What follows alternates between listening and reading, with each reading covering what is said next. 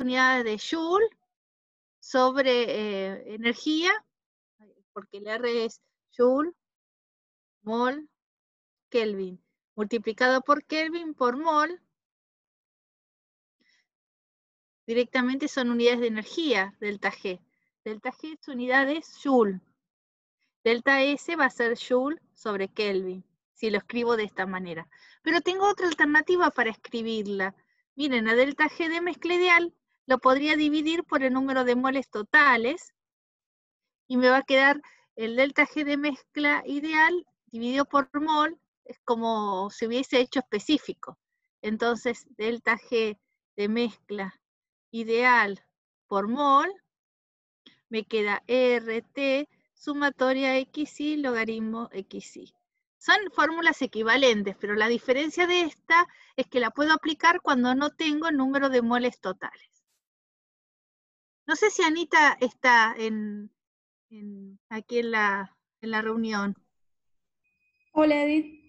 Hola, ¿vos lo estás grabando, Anita? Sí, sí, recién empecé a grabar, pero me había olvidado, pido Sí, perdón. yo también me olvidé decirte. Empezaste y Bueno, dije, ay, no, tengo que poner ya a grabar, pero ahora está grabando, sí.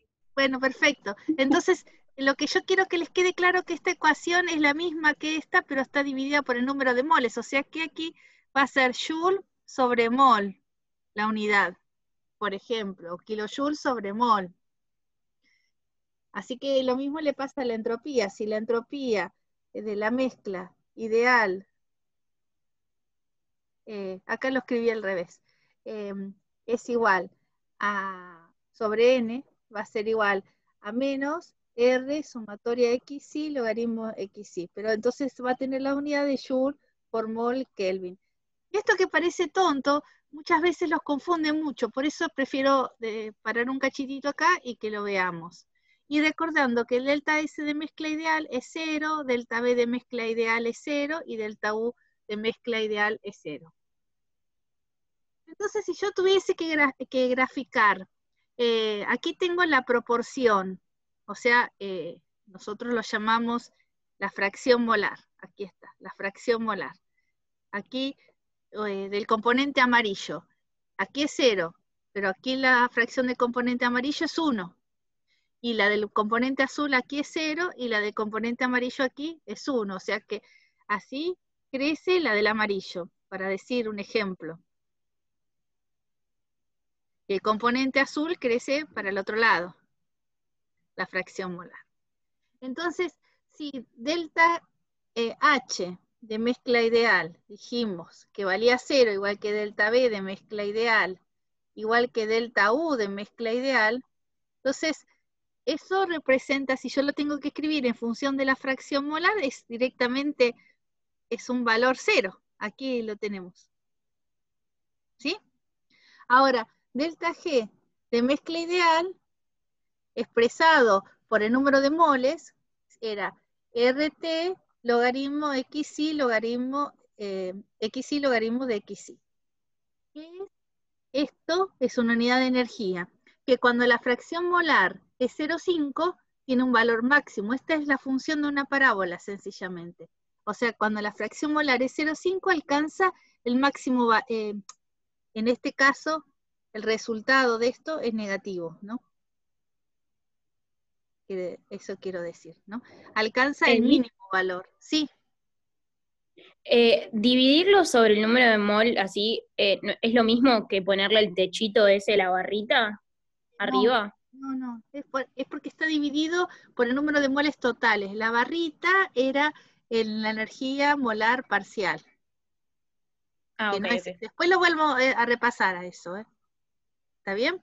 Entonces fíjense lo que yo les estoy diciendo. Este valor es una función de una parábola y va a ser el valor mínimo de la parábola, porque es negativo, en este punto, en donde la fracción molar es 0,5, o sea, justo en la mitad. Es el, el vértice de la parábola. Entonces, justo cuando no hay, o sea, cuando tengo el producto puro, el delta G de mezcla obviamente es 0. Y cada vez que yo voy agregando uno de los componentes, el delta G se hace negativo, quiere decir que como es una mezcla ideal, se pueden mezclar. hasta alcanza el valor mínimo sería, y vuelve otra vez a ser 0. Entonces, esto le pasa a toda solución ideal. Como dijimos, 2 líquidos ideales, eran muy poquitos los ejemplos. Dijimos que era benceno, tolueno, octano, octano, y nada más. Los demás líquidos que se mezclan no tienen esta forma, la curva. Ahora, si yo, recuerden que la diferencia entre delta G y delta H era realmente la temperatura, porque delta S de mezcla ideal es R sumatoria XY logaritmo XY. Por supuesto, acá este va a estar dividido por el número de moles totales. Así que este tiene unidades de energía sobre Kelvin, sobre mol. Si yo quiero representarlo en el mismo gráfico, tengo un problema porque no tiene la misma unidad. Entonces lo multiplicamos por T, que es la T que saqué en realidad, en el delta G. Y si lo multiplico por T, es lo mismo que delta G. Pero la entropía, cuando algo se mezcla, la entropía aumenta, obviamente. Y entonces tenemos la misma parábola, pero ahora con cavidad negativa, o sea que va creciendo hasta alcanzar un valor máximo, justamente en el mismo lugar que la energía libre se hacía más baja. Justamente me está diciendo eso. En este sector, la energía libre toma el valor más bajo posible. Se mezclan espontáneamente y lo más rápidamente posible. Y la entropía se hace más alta, porque están directamente de forma opuesta, digamos. Los signos son opuestos. ¿Hasta ahí vamos? Ahora, ¿recuerdan esto que yo se los había dibujado y les había contado que uno podía tener un recipiente muy grande, como este, que tenía agua, por ejemplo, para decir un ejemplo, y le está agregando una cantidad de moles de una sustancia que no conoce, que no es la misma que tenemos acá. Acá tenemos un solvente en una cantidad muy grande, una masa, digamos, infinita. Y le agrego una cantidad de soluto, que puede ser otro líquido o un sólido, no importa, y esa cantidad de soluto que yo estoy agregando es una cantidad medida que la vamos a llamar NI, número de moles de soluto. Entonces, si fuese, por ejemplo, agua, y le estoy agregando alcohol, entonces, fíjense, al principio el volumen es el volumen del agua pura, pero cuando le estoy agregando alcohol, mido el volumen, en este caso aumenta el volumen, en el alcohol disminuía, ¿se acuerdan que lo vimos en un video? Pero bueno, para decir otra sustancia, qué sé yo, acetona, agua con acetona. Entonces aumenta el volumen. Agrego una pequeña cantidad conocida, aumenta el volumen. Agrego otra cantidad y aumenta el volumen. Y así puedo hacer una curva, como es el volumen experimental de la mezcla cuando estoy agregando una cantidad conocida de soluto. ¿Sí? Ese se llama volumen total, porque en realidad es sencillamente, si yo agrego acá, va a cambiar el volumen, un diferencial de volumen. Y ese volumen más el diferencial es lo que yo estoy graficando. Punto a punto. Entonces, a ver, yo puedo hallar el volumen molar parcial, que es lo que me preguntó recién. ¿Cómo es tu nombre? Que se me fue. ¿Yo? El volumen molar parcial. Bueno, ahí está. El volumen molar parcial es cómo cambia el volumen total con respecto al número de moles de ese componente, manteniendo la temperatura, la presión. Fíjate que este recipiente hace que la temperatura se mantenga constante. Este es como si fuese un baño termostático. Y la presión es la presión ambiente. Y el otro componente, que se llama, en este caso, agua, ¿no? Tiene que ser NJ distinto de I. Todo eso tiene que estar constante. Bueno. ¿Me cerrás la puerta, Juanito?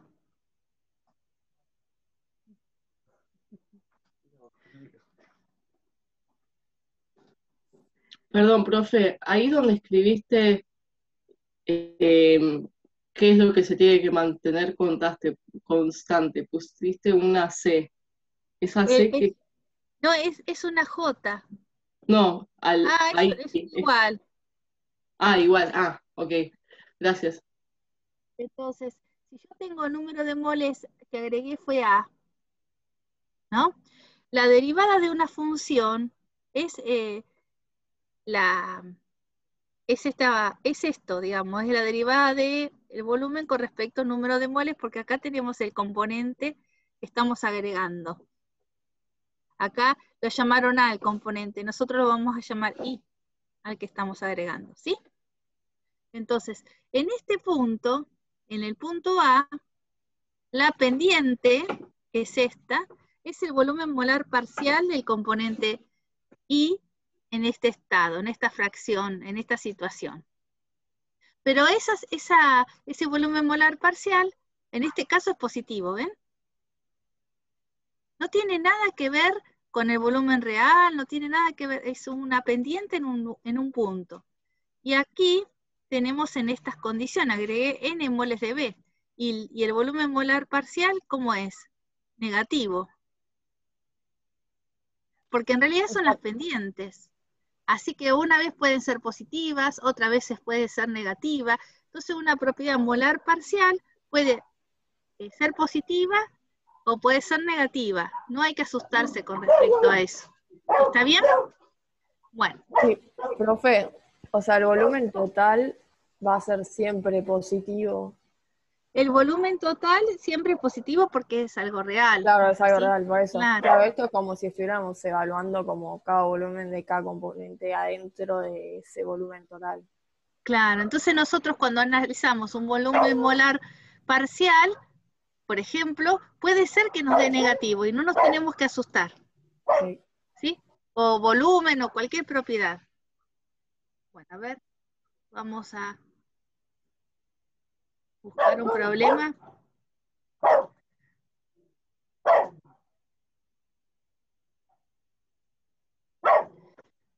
Bueno, este no.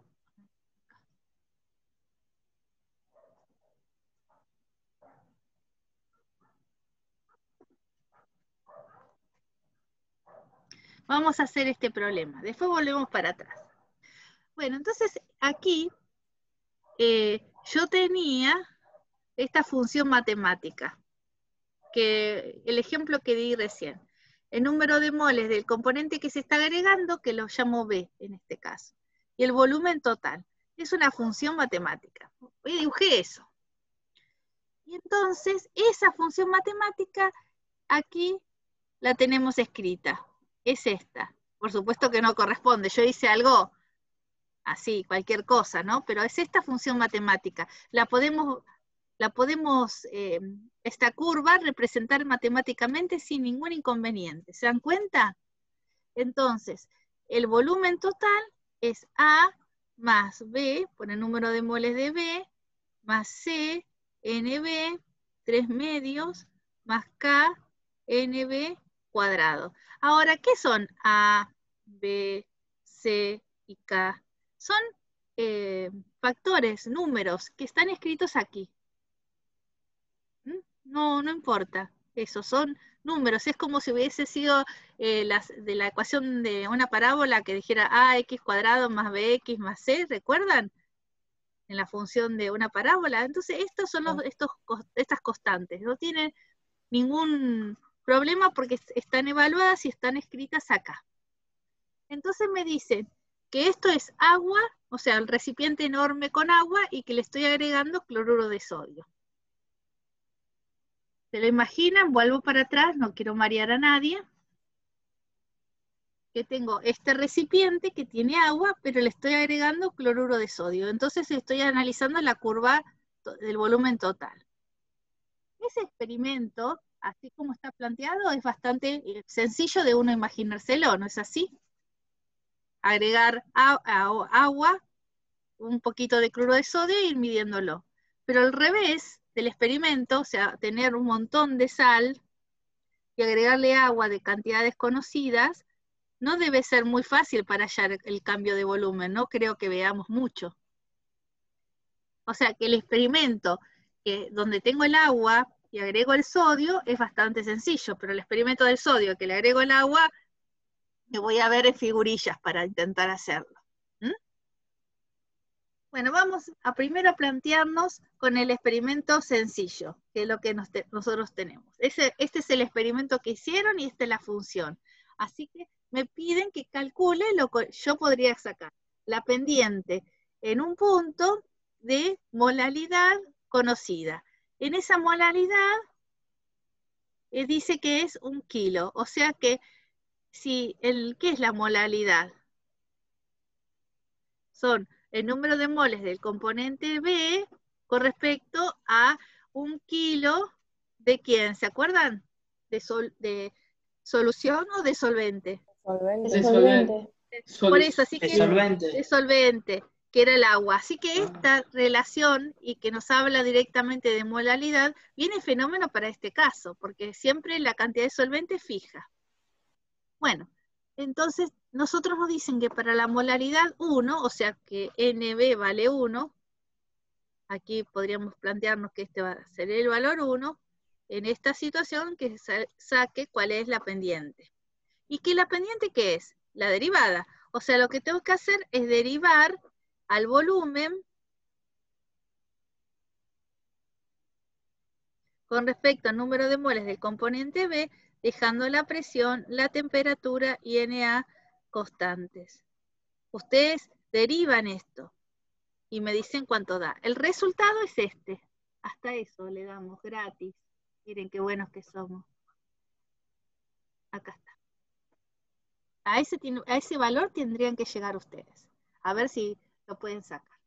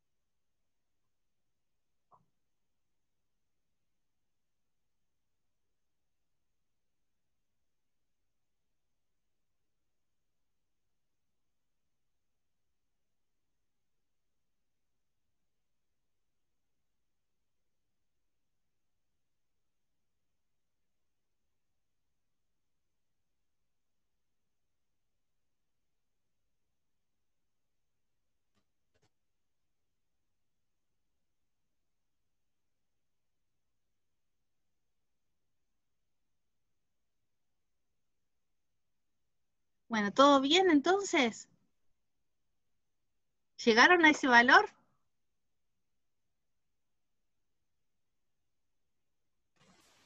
¿Llegaron a esto? Sí, profe. ¿Alguna duda con la derivada? ¿Quieren que la hagamos entre todos? Sí, yo no me acuerdo mucho. Bueno, no hay problema. Hay que ser sincero porque no hay manera de que yo les vea la cara, así que Está bien, llegué a eso. De milagro, pero llegué. bueno, ahí está un milagro, dice. Bueno, si cambia el número de moles, acá este es una constante que la derivada de una constante es 0. Entonces acá tenemos B, que es una constante NB. O sea, es como si fuese la derivada de BX, que es B. Luego tengo C, que es una constante, NB a las 3 medios. La derivada de NB a las 3 medios es NB a las 3 medios menos 1, ¿no? Y acá se escribe 3 medios. Sí. Es n por x a la n menos 1 el genérico de eso. Ajá. Está bien. Y ese resultado, 3 medios menos 1 es 1 medio. Ahí lo tenés. Y en la última parte sería K, NB, 2 menos 1 y acá va 2. Sí. Bueno, el resultado termina siendo esto. Gracias.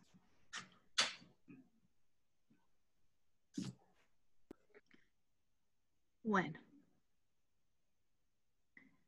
Ahora dice que calcule cuál es el volumen molar parcial de cloruro de sodio para la solución que hallamos de 1 mol por kilo, o sea que es 1 molar, ¿no? Que N vale 1.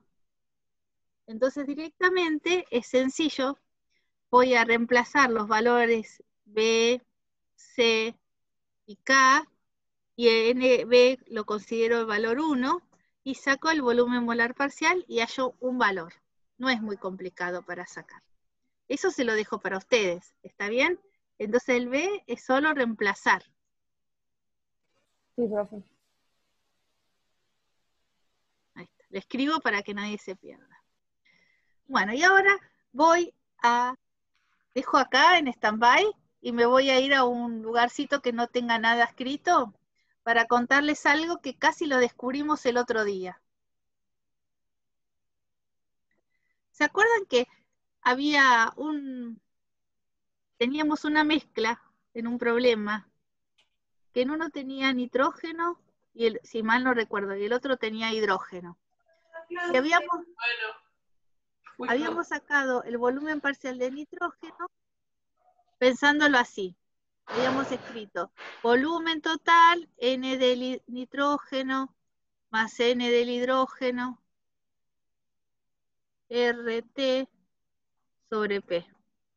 Y entonces sacamos el volumen molar parcial como la derivada del volumen total con respecto al número de nitrógeno, manteniendo la temperatura, la presión y el N del hidrógeno constante. Así lo habíamos pensado y hallamos RT sobre P. Después hicimos lo mismo para el otro gas.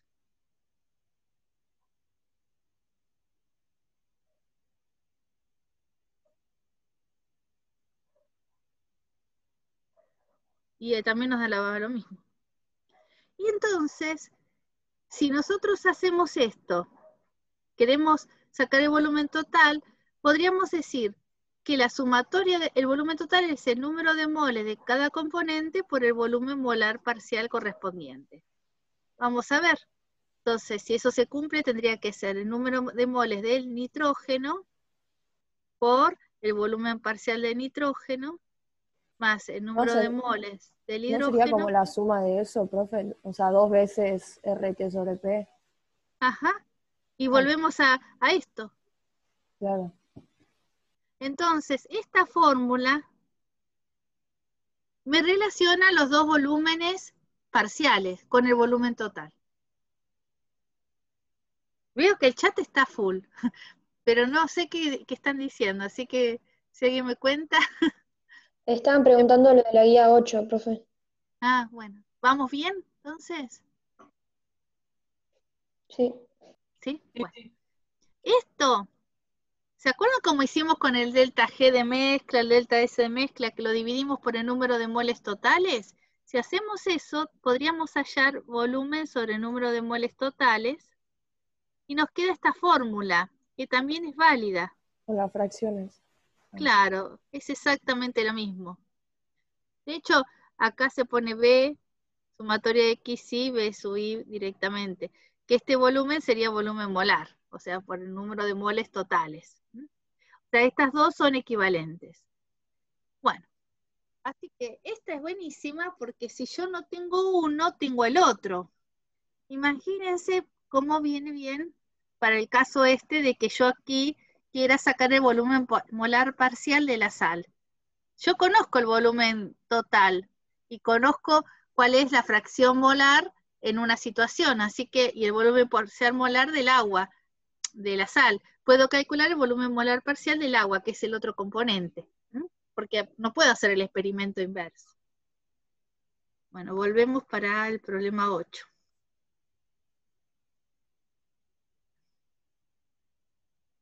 Voy a hacer un poquito de lugar acá.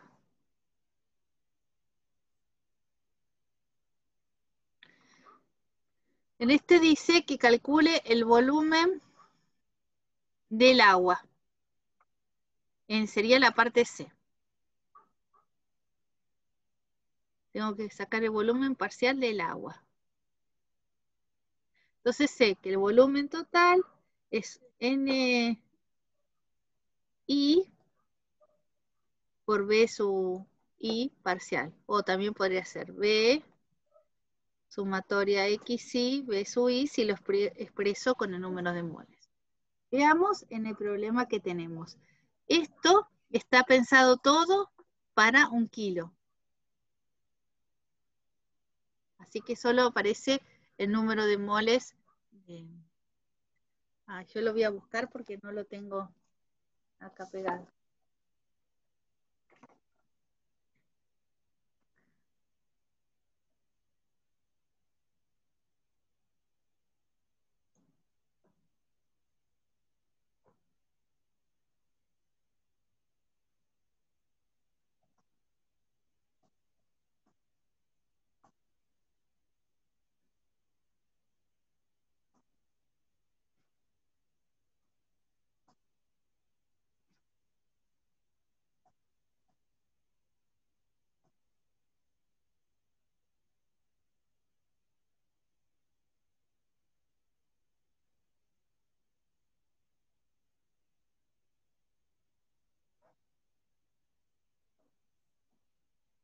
Bueno, entonces ahora teniendo estos dos, aplico cualquiera de estas dos ecuaciones y saco el volumen molar parcial del agua. Es sencillo, ¿no? Entonces, BNDB por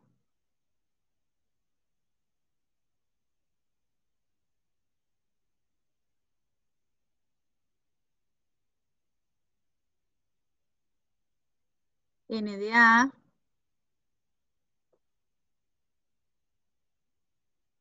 y aquí tendría que reemplazarlo por esto. Ahora, NDA, ¿sí?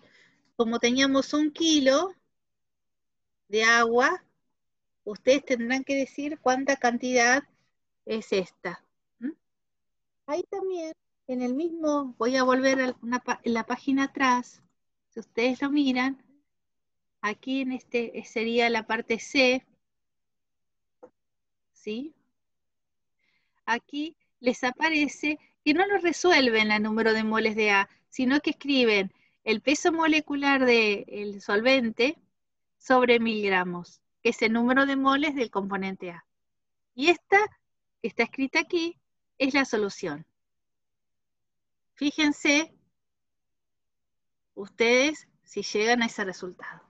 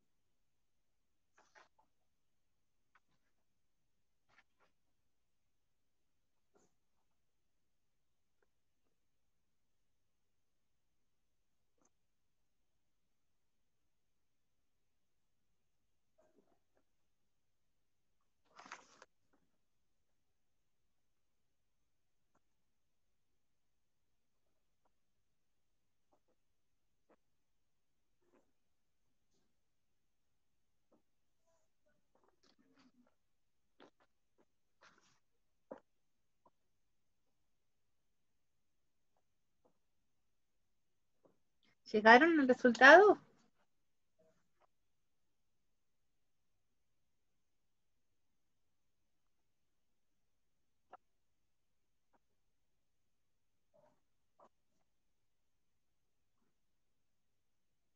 ¡Qué silencio!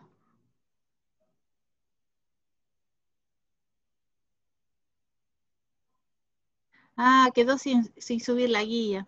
Entonces acá les dejo el resultado acá.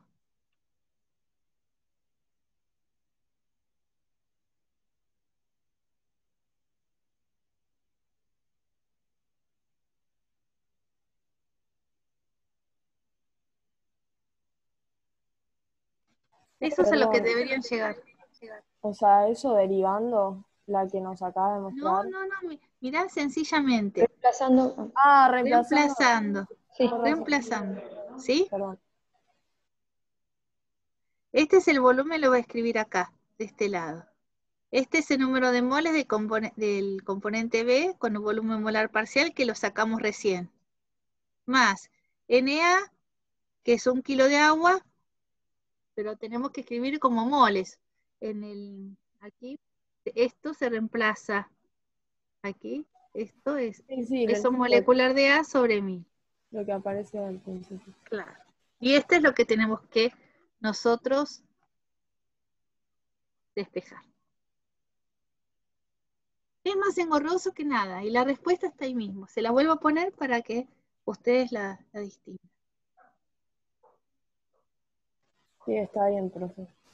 Bueno, perfecto.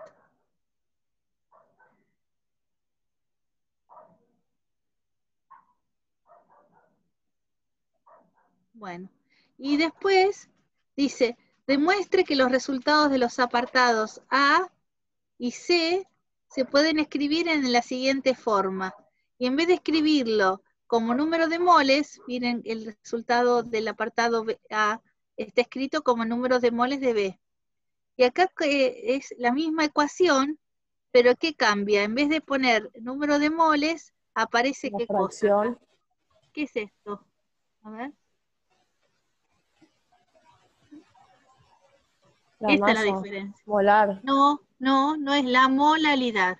Ah, Porque como siempre fijo 1 kilo de agua, 1 kilo de solvente, directamente todo lo podemos dividir por 1 kilo y no le va a cambiar absolutamente nada. Y entonces este mismo resultado es lo mismo, pero en vez de poner NB, directamente aparece la molalidad. ¿Está bien? Bueno. Y creo que faltaba un poquitito más, que es el E y el F, que me quedó chiquitito acá. Me voy a acercar un poquito.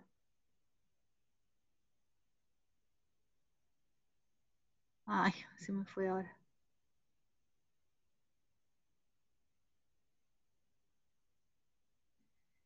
Dice, calcule el volumen parcial del agua para una solución de concentración 1 mol por kilo. Entonces, ustedes en esta ecuación, ¿qué tienen que hacer?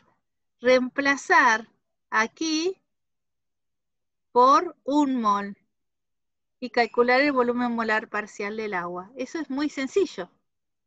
Reemplazar por 1 y sacarlo. Y como este peso molecular del agua es un valor también conocido, que es 18, es un número nada más. Es más en cuentas que nada. Y el volumen molar parcial a la solución infinita de cloruro de sodio. Acá dice volumen molar parcial, tiene un, ¿no lo ven ustedes? Tiene un infinito acá. ¿Lo ven? Sí, se ve. Perfecto. ¿Y eso qué quiere decir a dilución infinita? Que casi no tenemos nada de sodio. ¿Sí? Entonces, si no tenemos nada de sodio, el número de moles de sodio tiende a ¿qué cosa? A ser 0. sí. Entonces, el volumen molar parcial a dilución infinita va a ser, en este caso, reemplazar donde va NB por el valor 0. Y ahí lo sacamos. Es B. ¿Sí? Porque se van a anular todos los dos términos que siguen. Sí. Bueno. Perdonen que no me di cuenta de cargar la guía. Ese fue mi error.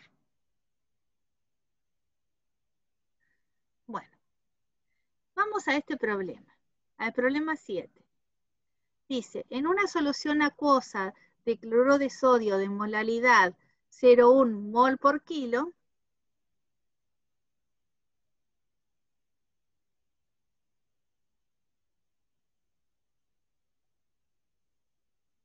a 25 grados y una atmósfera, el CP molar parcial del agua es 17,992 calorías mol Kelvin.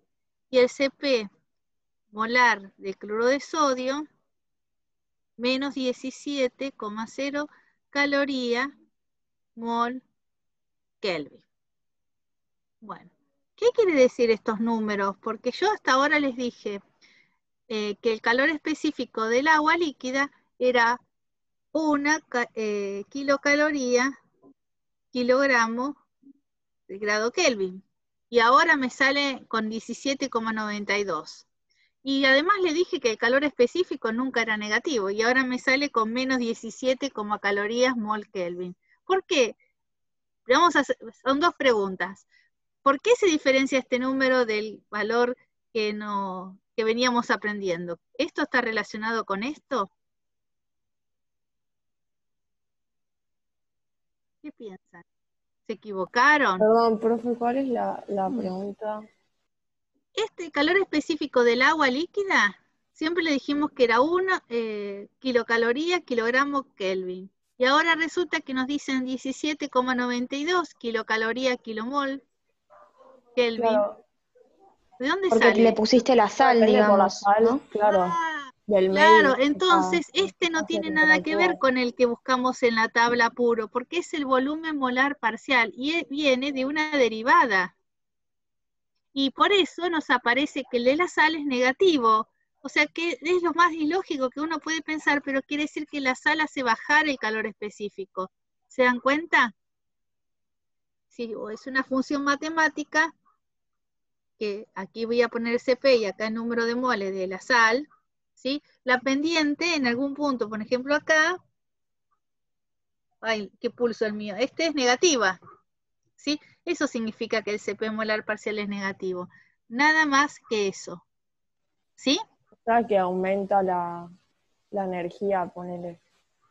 Al que baja el CP. El CP de la mezcla baja al tener sodio. Disminuye el calor específico. Porque el calor específico va a ser la sumatoria de XY CP molar parcial. Lo mismo que vimos con el volumen, que uno se lo podía imaginar, pasa con las otras propiedades. Si el calor específico es una propiedad. Así que esto se tiene que cumplir. Calcule el CP de la solución. ¿Sí? Y aquí lo podemos calcular. Tenemos todo para calcularlo, porque dice que tenemos 0,1 mol por kilo. ¿Se animan?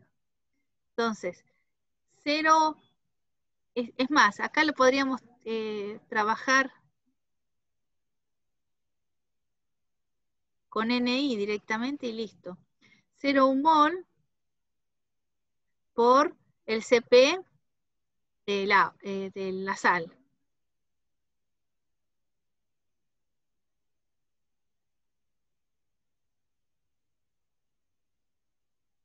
Más el cantidad de agua, que era 18 gramos. No, teníamos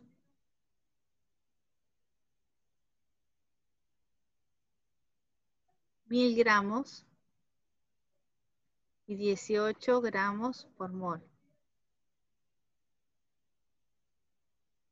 Ahí tenemos los moles del otro componente. Y el calor específico, 17,992 calorías mol Kelvin. Aquí sacamos el CP. A ver si lo tengo la respuesta.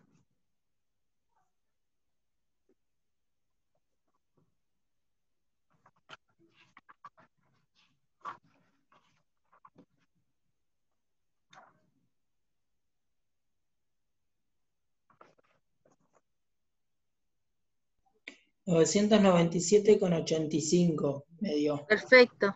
Sí, me dio lo mismo a mí. También. ¿95? Bueno, 85. 9 ahí.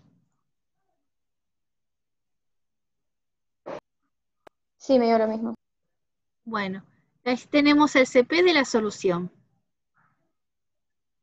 Y dice el CP para 1000 gramos de dicha solución. Para 1000 gramos de dicha solución. No 1000 gramos de agua, 1000 gramos de solución. Entonces tenemos el número de moles Ahí que lo tenés que tenemos. dividir. Pero ¿no dice ahí que en esa solución no contiene esa cantidad de moles de cloruro de sodio? Claro, porque vos tenés, el número de moles que tenés es 0,1 mol de cloruro de sodio y de agua, ¿ustedes lo sacaron? 55,5, ¿no? Cuando hacen esta cuenta.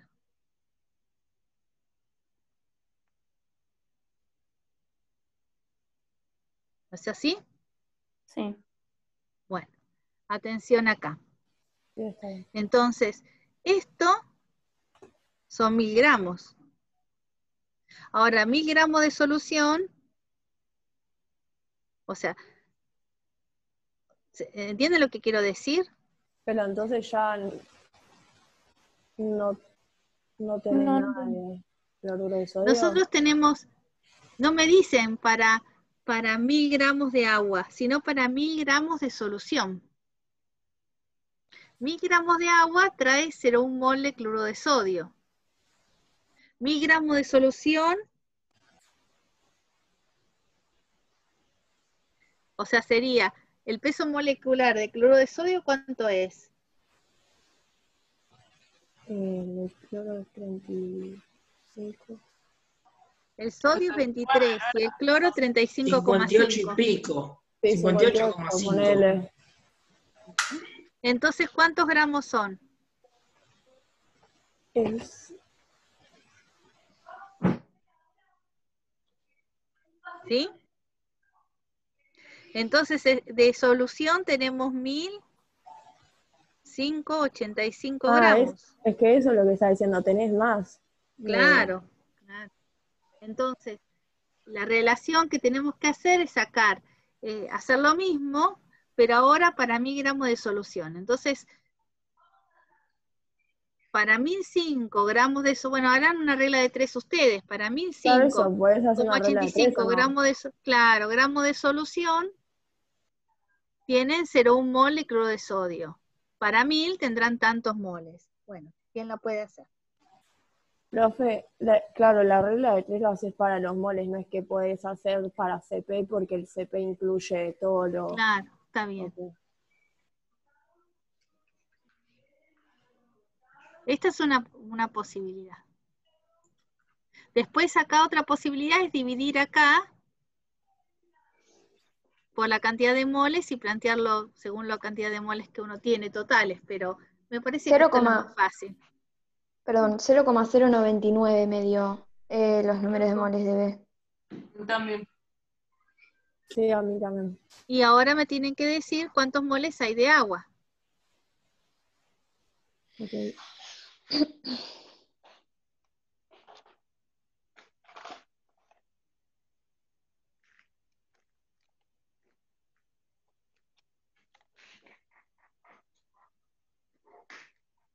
Me dio 55,23. No sé si está bien. Bueno, entonces ahora reemplazamos aquí por esos valores exactamente lo mismo y sacamos el CP para 1000 gramos de solución. Ese creo que da 992.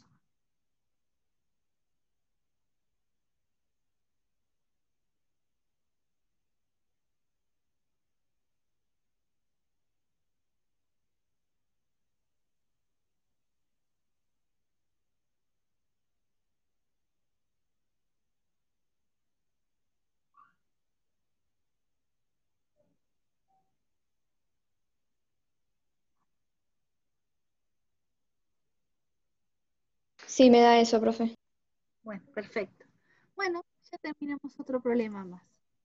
Lo dejo un ratito más por si alguien quiere anotar algo.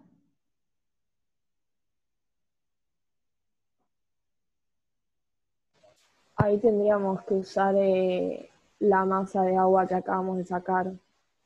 Ujú. Okay. En los moles, siempre tenés que pensar en lo que son los moles. Claro, no necesitas la masa ahí porque Sí, no sí, sabíamos sí, sí. Claro, vos ponés 1005,85 gramos totales tiene 55,55 moles de agua. 1000 gramos de totales tendrán X y da 55,23.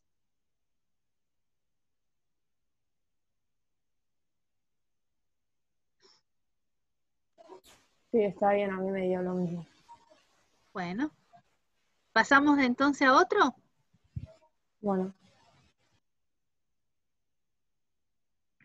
Aquí tenemos otro, pero este es con volumen molar parcial, en vez de con CP. ¿Se animan a resolverlo solos? Ustedes, acá se los dejo y ustedes inténtenlo solos y yo les voy ayudando. Bueno, Voy dale. anotando un par de cositas así.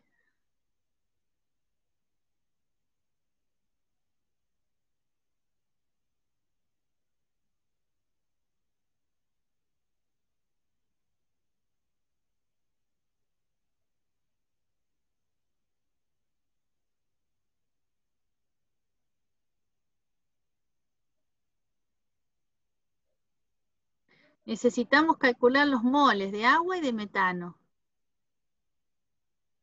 El peso molecular del metanol, perdón.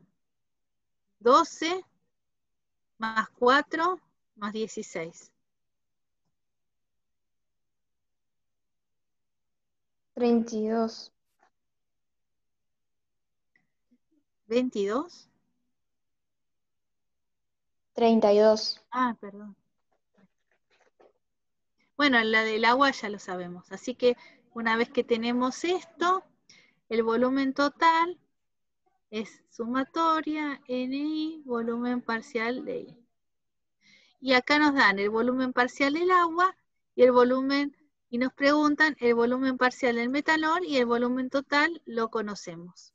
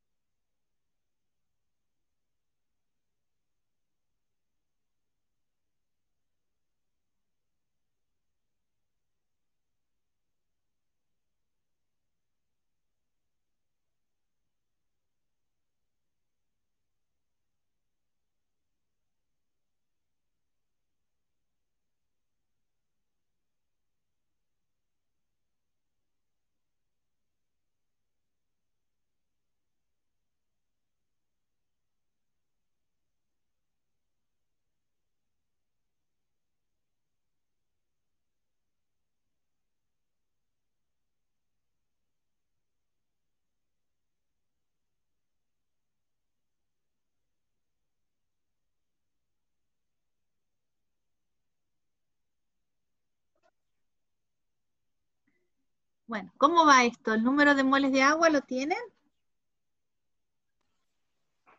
sí, es 4, ¿no? 4. Sí. ¿Y de Sí, sí. metanol? 6. Sí. Perfecto.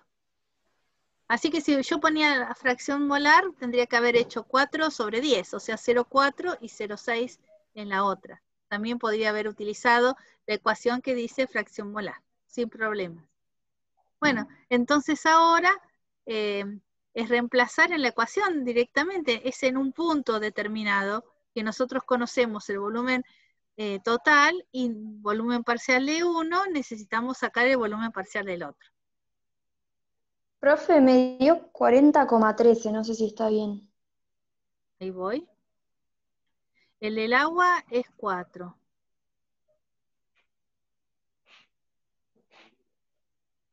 Me dio lo mismo. Perfecto, entonces está bien.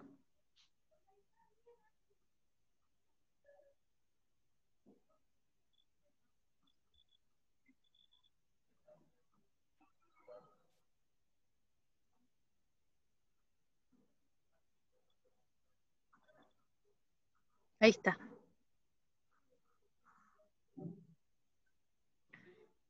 ¿Vamos?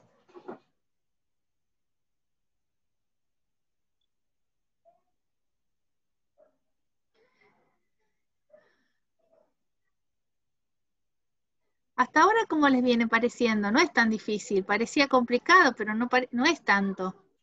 ¿No es así? No, no es fácil, no es difícil. No es difícil. Este es uno de los temas es que normalmente tomamos en los parciales. Es muy común que entre algo así. ¿Y saben qué es el tema que más se equivocan? Yo creo que tiene que ver por no entender lo que está pasando y los datos que nos están dando, más que nada, porque los cálculos son muy sencillitos. ¿Mm? Si entendemos bien el concepto, por eso me parece importante que ustedes traten de hacerlo solos. ¿Mm? Si entienden qué significa lo que están calculando, entonces no van a tener problemas. Les quiero, a ver, voy a volver a compartir, porque bueno, hay una cosita que sí, que es un poquito más complicadita en esto, pero vamos a ver cómo lo podemos hacer que sea fácil para todos. ¿Qué es la ecuación de Gibbs-Duhem? Voy a ver si lo tengo acá, alguna explicación para que... O si no, vamos a ir, antes de ir a Gibbs-Duhem, que es lo más complicado, así no los asusto. ¿Se acuerdan que nosotros recién lo vimos que para sacar el volumen molar parcial lo que tenía que hacer era la pendiente en un punto, y con esa pendiente directamente era el volumen molar parcial? ¿Sí? Acá está hecho gráficamente, está hecha la función, se eligió 0,1 mol como el que habíamos visto recién, 0,1 mol de sal, y en este punto la pendiente es esta línea recta que está con línea punteada, esta línea recta. Sí. ¿Sí? Bueno, entonces la pendiente sería delta I sobre delta X. ¿Sí? Delta I sobre delta X. ¿Está bien? Entonces delta I uno lee y se fija acá, bueno, este es 1,0018, este es 1,0019 y este es 1,002. Y este es 1,0017. Entonces, la diferencia de estos dos, delta I, sería la resta entre estos dos números que escribí yo con color azul. Y delta X sería la diferencia entre 0,3 y 0,1. O sea, uno gráficamente lo puede sacar. Esta también es una diapositiva que puso Fernanda. Que se la saqué a Fernanda. Que habla, en vez de poner el volumen total, habla el delta B de mezcla. El delta B de mezcla. Es lo mismo. El delta B de mezcla era el volumen del agua pura menos el volumen del agua cuando una vez que se mezclaba. ¿Recuerdan eso?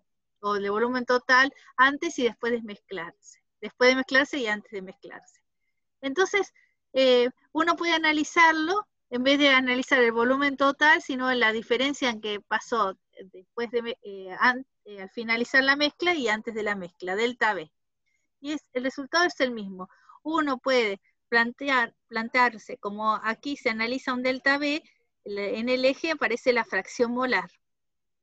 Y en un punto determinado, uno directamente puede trazar la pendiente en ese punto. Y como era un delta B de mezcla, directamente lee de este lado y tiene el delta B del componente que tiene la composición 1. En este caso es el etanol.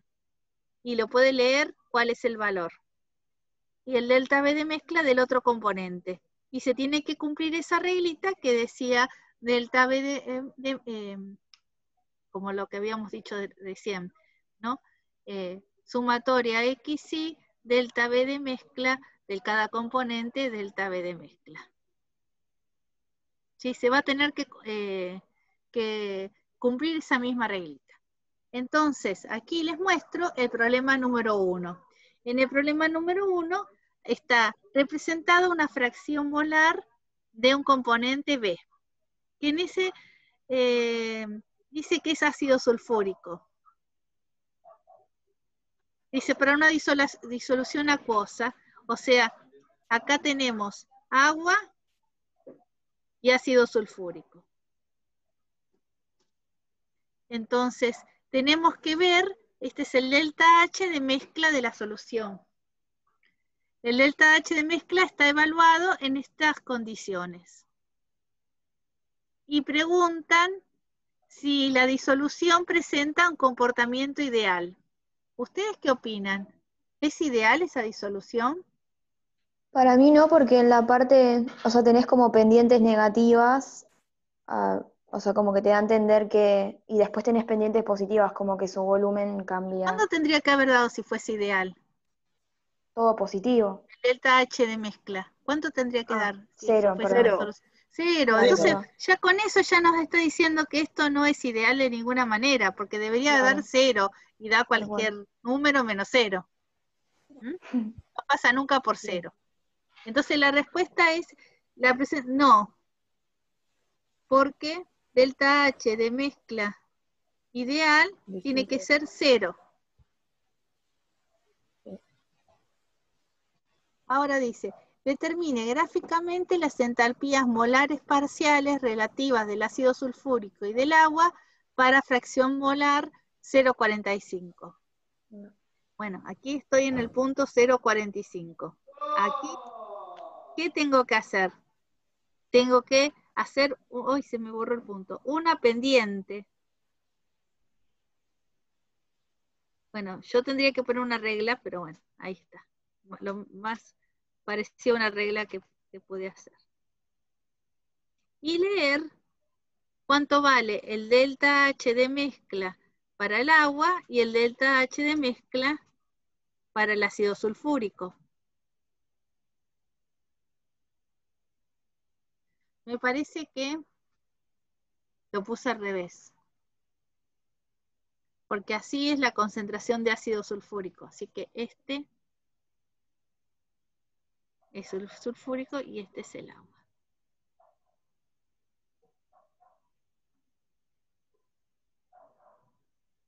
Así crece la de ácido sulfúrico. Bueno, y se lee directamente. Del ácido sulfúrico me da menos 11,5.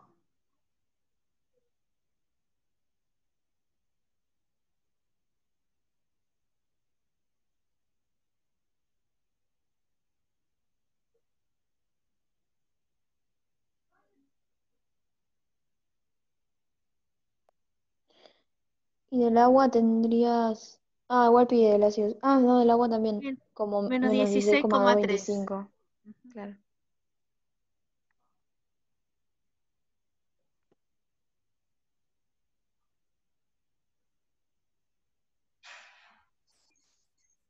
¿Cómo es? Deme la lectura, no me quedó muy claro. No, lees directamente de acá, el punto que le corresponde. Menos 11,5 y menos, yo tengo menos 16,2 más o menos.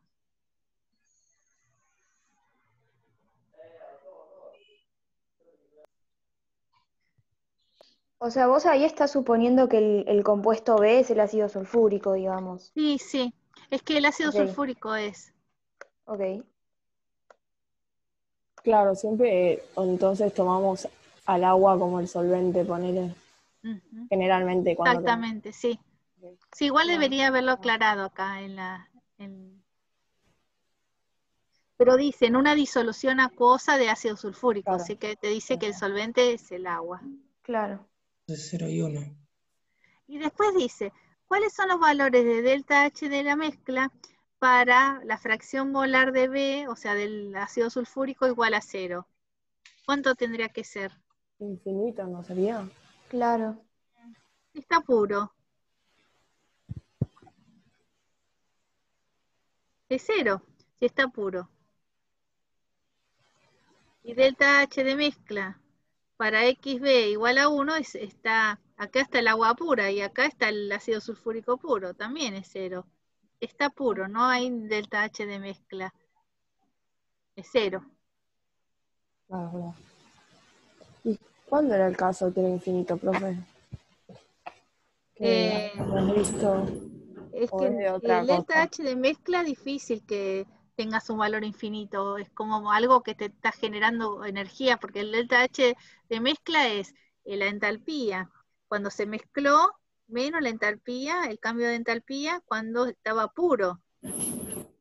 Entonces vos pensás, esto, que sea infinito, no, o sea, que sería algo que estás generando todo el tiempo energía, no es una cosa que no existe.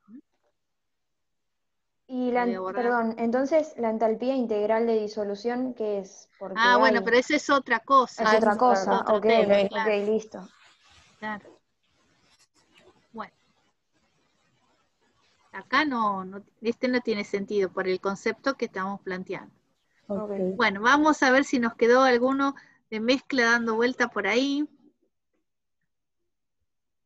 Acá tenemos otro, que es el número 4. Se los dejo para que lo resuelvan ustedes, porque no es para nada difícil y tienen las respuestas en la guía, así que no van a tener inconvenientes. ¿Mm? El 4 queda para ustedes.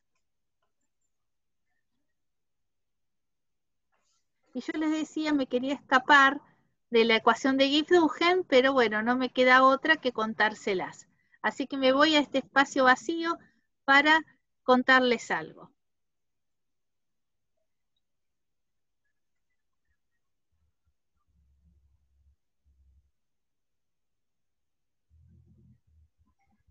Vamos a plantearlo con el volumen porque el volumen parece ser algo bastante fácil.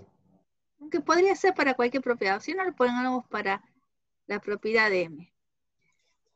Si yo la propiedad de M hago un cambio de la propiedad de M con respecto a la temperatura y mantengo la presión constante y el número de moles constante, y a la propiedad de M le cambio la presión y mantengo la temperatura y el otro número de moles constante, y también a la propiedad de M le cambio el número de moles de cada componente, mantengo la temperatura y la presión y los moles de los otros componentes que sean distintos de I también constantes. Bueno, voy a tener muchos componentes, así que le voy a poner una sumatoria para poder decir que son muchos los componentes que yo puedo trabajar. Yo puse la propiedad de M para poner fácil, cualquier propiedad, ¿sí? Entonces, que esto puede valer, M puede ser, como habíamos dicho, la entalpía, la entropía, la energía libre, la energía interna, el volumen, cualquier propiedad.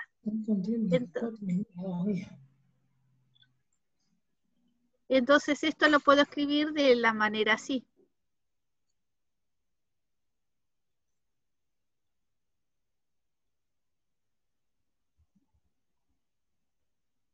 ¿Se acuerdan que a esto lo llamamos propiedad molar parcial de M?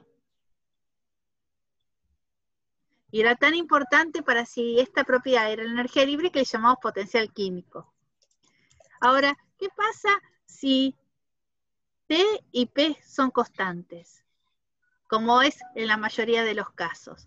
El cambio de M es igual a la fracción molar de I diferencial de N sub I. Ahí lo tenemos.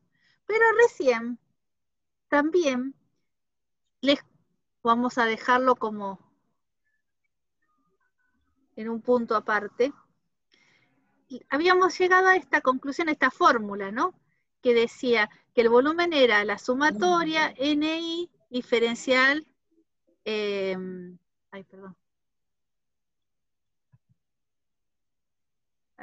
BI parcial. Entonces déjenme a esto ponerlo para cualquier propiedad que valga. Y digo, M es igual a la sumatoria de NI, MI parcial. ¿Sí? Para que valga para cualquier propiedad. Así tengo algo general. Entonces, yo podría haber hecho esto y diferenciar M. Y se tendría que cumplir esto. Primero tendría que dejar al volumen, a la propiedad molar parcial constante, y cambiar el número de moles. Acá me olvidé de ponerles la sumatoria. Lo voy a hacer más fácil todavía porque voy a decir 2 componentes.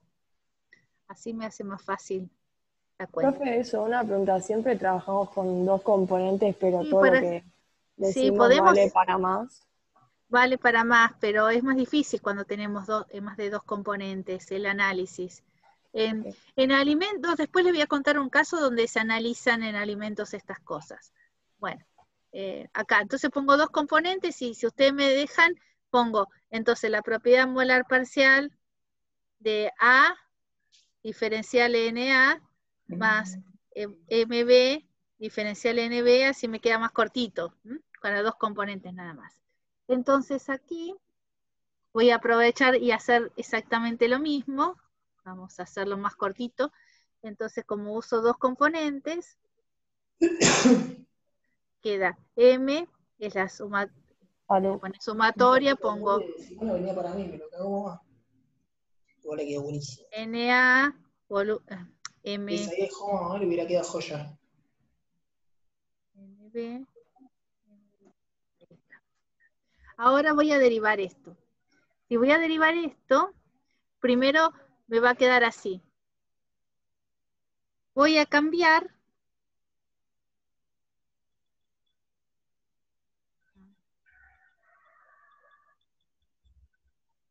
voy a dejar constante la propiedad molar parcial y cambiar el número de moles. Y la otra posibilidad es que voy a cambiar, dejar constante el número de moles y cambiar la propiedad molar parcial. Entonces, ahora miren este término que les voy a recuadrar, esta expresión y esta. Acá le voy a poner la sumatoria si vale para todos. Vale. ¿No? Si ustedes comparan estas 2 expresiones, ¿Cuáles? tendrían que ser iguales. Tendrían que ser iguales, pero no lo son. Son iguales. ¿No? No, porque Y tenés porque el fíjate delta que, MI. entonces esto, si estas 2 son iguales, esto significa que hay O un sea, puedes término que vale reemplazar la 0. primera en la segunda. Hay un término que vale 0. ¿Cuál va a El del ser? delta MI. Este término, vamos a poner acá. Porque si metes la primera en la segunda, se te Claro. cancelan los del delta de moles. Esto vale 0. Entonces, quiere decir que la sumatoria de NI diferencial MI vale 0. Y eso que si tengo 2 componentes, sería el número de moles del componente A, el cambio de la propiedad molar parcial del componente A, más el número de moles del componente B, el cambio de la propiedad molar parcial del componente B. Eso vale 0. Y eso es el descubrimiento de la pólvora. Es súper importante esto, porque me quiere decir que las propiedades molares parciales se relacionan entre ellas de los componentes, hay una relación entre ellas, y si una crece, la otra decrece. Entonces, permítanme que vuelva no los quiero marear, voy a guardar esto, voy a mirar los resultados de los problemas que sacamos recién. En este. A ver, en uno que tenga alguna expresión. Por ejemplo, acá. Si la propiedad molar de uno crece, en el otro caso, cuando tenemos que hacer el componente contrario del solvente, tiene que decrecer. Miren, se ve acá, porque en unos tiene todos signos positivos y en este tiene todos signos negativos. Cuando una aumenta, la otra disminuye. Son opuestas. Sí. A ver si pongo puse una filmina que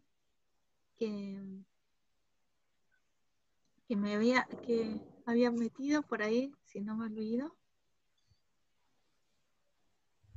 No, me lo olvidé de poner. O sea, son totalmente complementarias una de otras. Entonces, la ecuación de Gibbs-Duhem, que es esta, es otra expresión. Esta es válida. Esta es válida. Esta también es válida. pero esta me relaciona las dos cosas y me relaciona las dos propiedades molares parciales. Esto se los demostré para una propiedad general, pero puede valer para cualquiera. Veamos acá entonces qué nos está diciendo esto. Dice, el volumen molar parcial del agua es este. Y B es la molaridad de la sal expresada en moles por kilo de solvente. Acá kilos le pusimos un puntito y no deberíamos haberle puesto, porque kilo no se abrevia con un punto.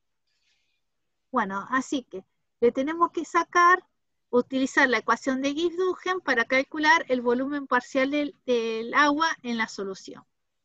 Hasta ahora, cuando nos pedían el volumen parcial del solvente, aplicábamos esta cuenta.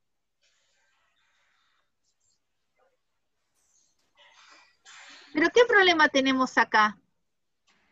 Nos dan el volumen parcial de un componente de la sal y no nos dan el volumen total. ¿Se dan cuenta que no aparece? Sí. Entonces, no nos queda otra que aplicar la ecuación de Gibbs-Duhem, que decía que el número de moles de la sal por el cambio del volumen molar parcial de la sal más el número de moles del agua por el cambio del volumen molar parcial del agua tiene que valer 0. Entonces no necesito el volumen total. Yo solo con un volumen parcial puedo calcular el volumen parcial del otro. Entonces, como me pedían que calcule el volumen parcial del agua, lo voy a despejar. La macana que está como una derivada.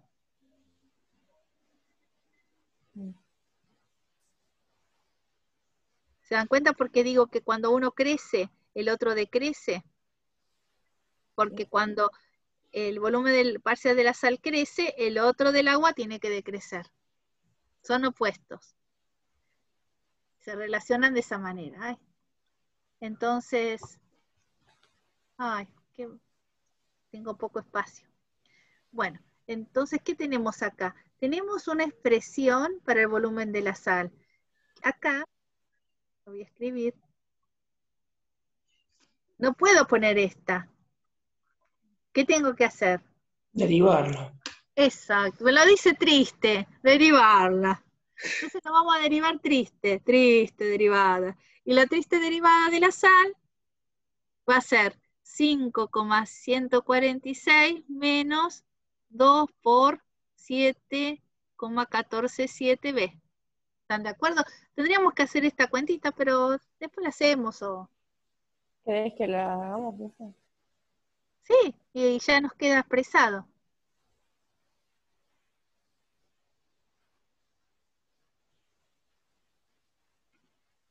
Me dio menos 9,148. O sea, esta cuenta, 9, Ah, no, toda la derivada. no, porque este es B. Ah, no Esto. vi. Sí, tenés razón. 14,29 da. ¿Cuánto da? 2 por 7. 14,294. Ahí está. Sí. Ahí está. Perfecto. Sí, es verdad, Y ahora necesitamos que esto transformar N de la sal, N del agua, de transformarlo en algo que tenga relación con B, que era B, era la cantidad de moles de había de sal por kilo de solvente. ¿Se animan a ver cómo lo podemos trabajar por kilo de solvente? Cuando tengo un kilo de solvente, ¿cuánto es el número de moles del agua? Digo, la molaridad incluso. Claro, ¿cuánto valía esto? 55,5. Sí. Claro. Y este le llamamos B. Sí. Bueno, yo voy a ver si lo puedo escribir en la otra hoja, mientras que ustedes lo... Entonces teníamos el cambio del volumen parcial del agua, B, 55,5, y acá en la derivada era una expresión, que me la dictan porque no la recuerdo.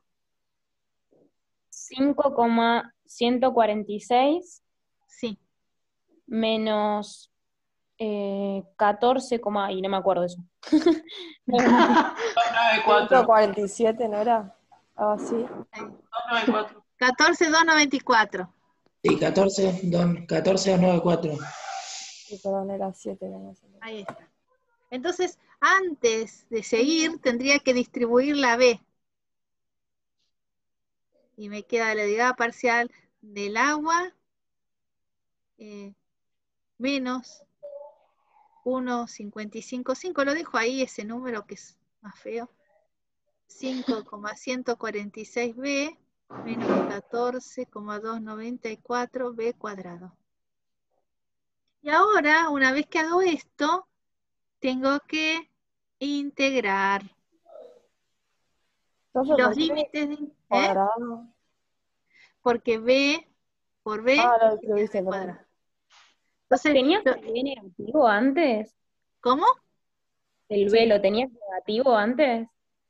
Tenía un menos acá que se me Sí, sí, escapó. sí. Eso. Ahí está.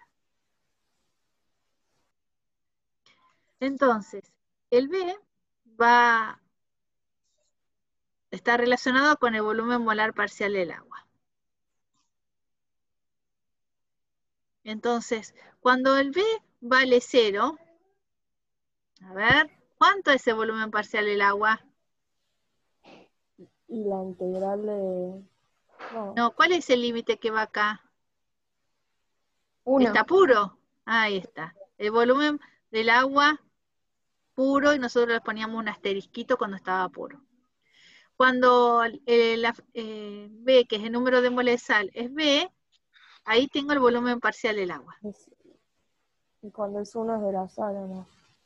Cuando es 1 es la sal, pero acá va el volumen parcial del agua. Porque estoy integrando el volumen parcial del agua. Claro. Entonces la integral de esto es el volumen parcial del agua menos el volumen del agua pura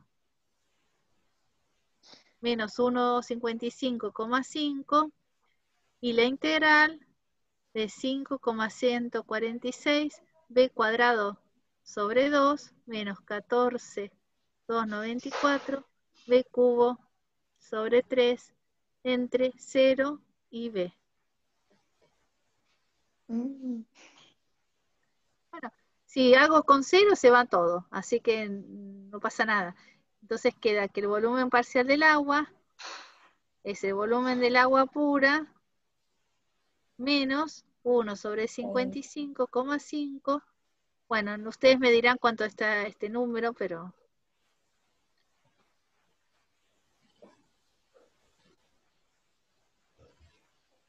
Listo. Ya lo resolvimos. Y el volumen parcial del agua pura, creo que es un dato que lo O sea, ¿lo tienen... dejamos así o expresado? Se puede calcular. Tenemos el B. Acá dice, el volumen parcial del agua pura es 18,079 centímetros cúbicos sobre mol. Y luego pregunta en la parte B que lo calculemos para una solución 0,4 molar de sal. O sea que sencillamente es reemplazar aquí en donde está la letra B. O sea que en la primera Por parte 0,4. vamos a sacar una expresión. En la primera parte, ¿cómo? En la primera sacamos la expresión, que sería esta, y en el inciso B reemplazamos por 0,4 moles por kilo.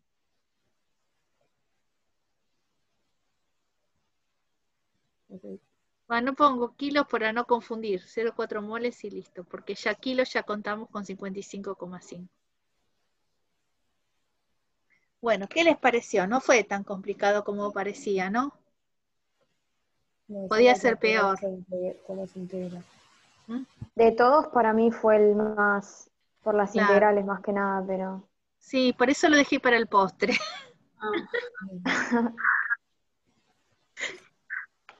Bueno, la ecuación de Gibbs-Duhem es una de las ecuaciones más odiadas y lo reconozco, pero es muy importante porque relaciona una cosa con la otra. Bueno, y vamos a ir a lo que nos gusta, a lo más lindo, a los alimentos, eso es lo mejor de todo, así que no quería dejar de contarles las aplicaciones para los alimentos.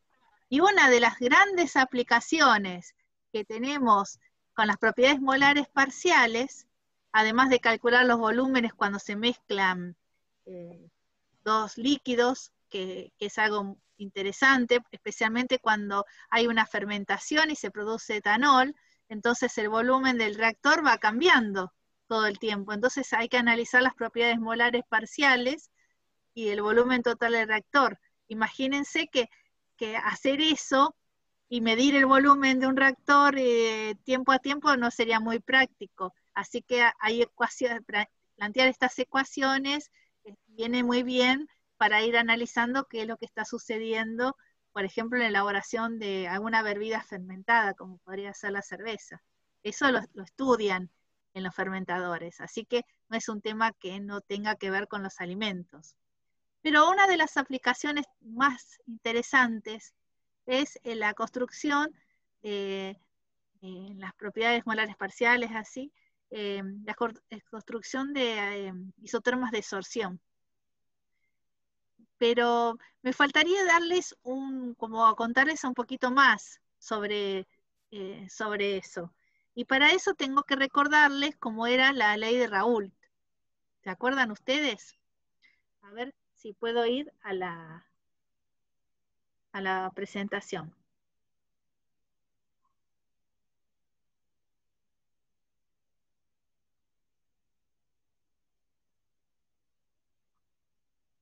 Ahí está. ¿Ustedes están viendo que dice actividad acuosa? Sí. Bueno, entonces, la ley de Raoult, bueno, me falta un pedazo para explicarles, pero aprovecho que Fernanda ya se los contó. Así que la ley de Raoult me relaciona la presión de vapor con la presión de vapor del agua pura. Y nosotros hasta ahora dijimos que estaba relacionado con la fracción molar del líquido. Eso es lo que hasta ahora aprendimos.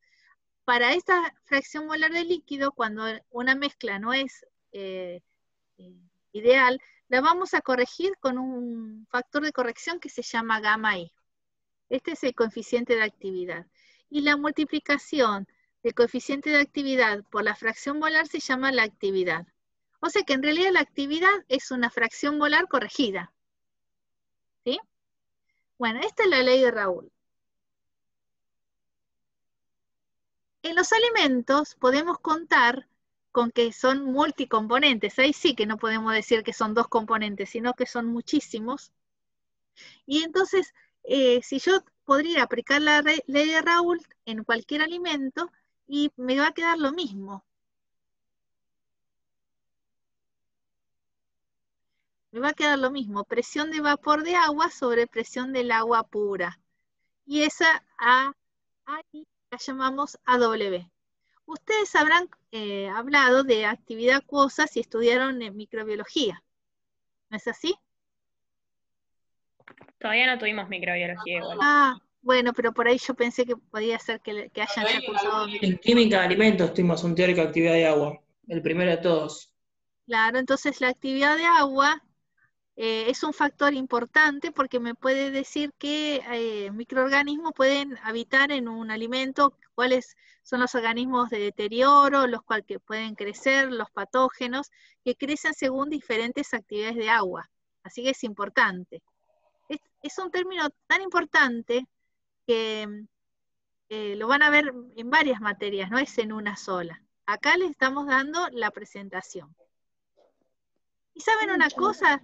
Si yo tengo un alimento que está en equilibrio con el ambiente, la actividad de agua en el alimento, en el equilibrio, ¿no? Esto es en el equilibrio. Va a ser igual a la humedad relativa del aire. ¿Recuerdan eso de la serie 2, de la humedad relativa? Sí. Era la presión de vapor sobre la presión de vapor de saturación a una dada temperatura. No es lo mismo que esto, pero es parecido, ¿ven? Así que esa es la explicación de por qué los alimentos aquí en Buenos Aires, que la humedad relativa un día como hoy es altísima, cercanas al 100%, se humedecen. porque el alimento, cuando tiene una actividad acuosa muy alta, ¿sí? El máximo que se puede alcanzar va a ser 1, el 100%, ¿no? La actividad acuosa va a tener la mismo tiene valor similar a la humedad relativa, o sea, el máximo es 100%, o 1, si uno lo quiere ver numéricamente. En esa situación, cuando la actividad acuosa es 1, el alimento directamente es una solución acuosa, directamente. Y por eso, por ese motivo, cuando si llega al equilibrio, los alimentos no tratan de equilibrar su humedad con el ambiente, sino que tratan de equilibrar su actividad acuosa con el ambiente. Lo hacen a través de supresión de vapor. Porque dijimos que la energía libre, ¿sí? La energía libre es la energía libre de, vamos a escribirla, de un componente que es el agua, que está en un alimento.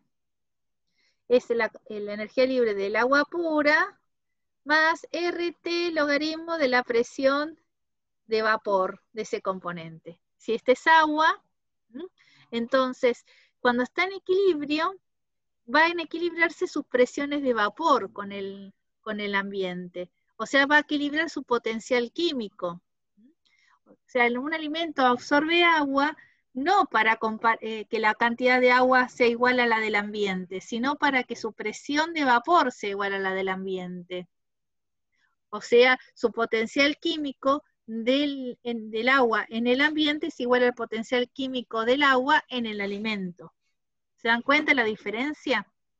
Esa es en la situación de equilibrio. Entonces, se puede plantear un ensayo como este, donde aquí se escribe la actividad acuosa, esas se llaman isotermas de sorción, la actividad acuosa, y aquí se escribe los gramos de agua por gramos de materia seca. Y lo que vamos a notar es que los alimentos, la curva que se va a, es una curva experimental, esta curva es una curva sigmoidea, se llama así, típica de los alimentos. Vamos a distinguir una zona, una segunda zona y una tercera zona. Y en la primera zona lo que va a pasar, que se llama zona de monocapa, donde el agua se va a incorporar como una sola capa en el sólido que es el alimento.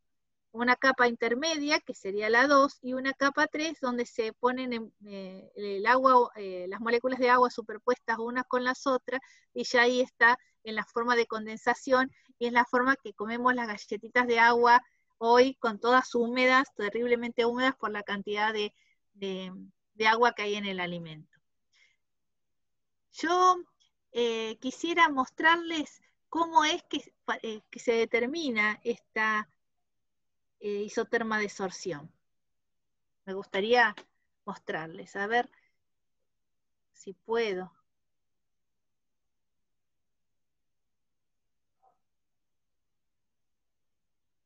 Ahí está. Si puedo mostrarles cómo es una curva, para cómo se hace experimentalmente eso. Y yo encontré un video que ya lo había visto el año pasado, y se los había mostrado a los alumnos del año pasado, para la elaboración de una isoterma de sorción de un jamón. Así que les muestro ese video, si a ustedes les parece, como para meternos un poquito en el laboratorio, aunque sea en la distancia y virtual. Sí. Dale, Re. Así no sea tan aburrido la clase. A ver si esta vez me resulta fácil entrar.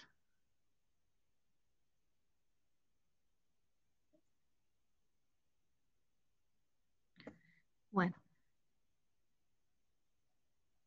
Lo que van a hacer acá, tiene musiquita y todo, ¿no?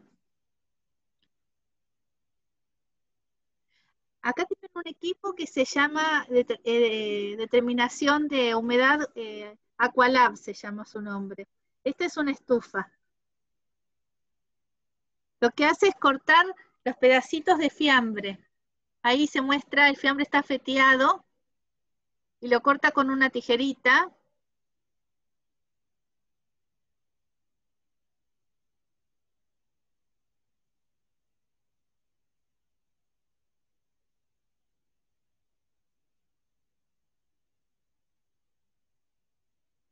Lo va a pesar. Por supuesto no lo va a pesar directamente en la balanza, tiene que poner algo para pesarlo.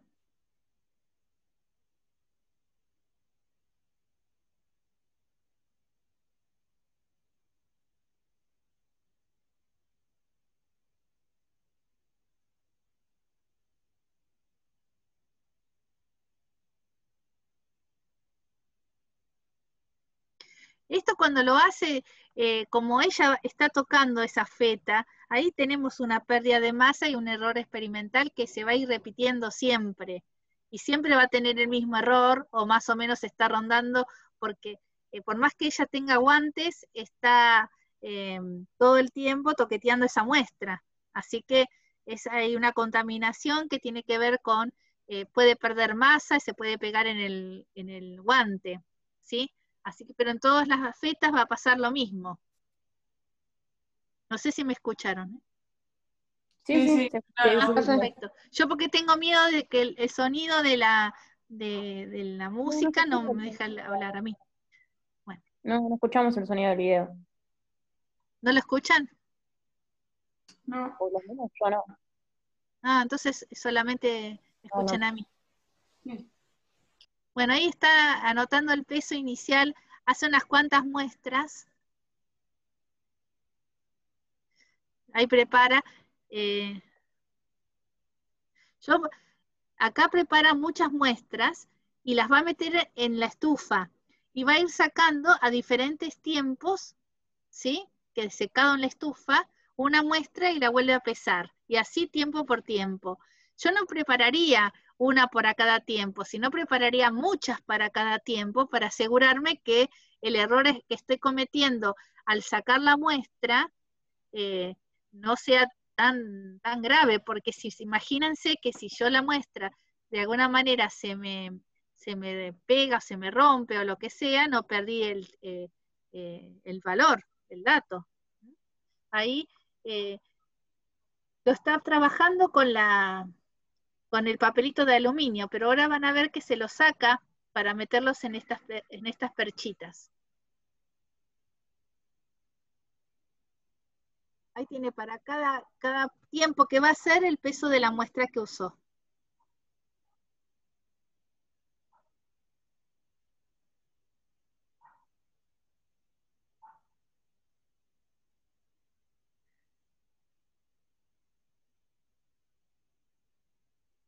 Ahí es otra situación, ella saca y cuando saca lo pone en la percha y ahí se puede romper o perder una parte de la masa. Por eso no se puede usar una sola muestra para cada tiempo.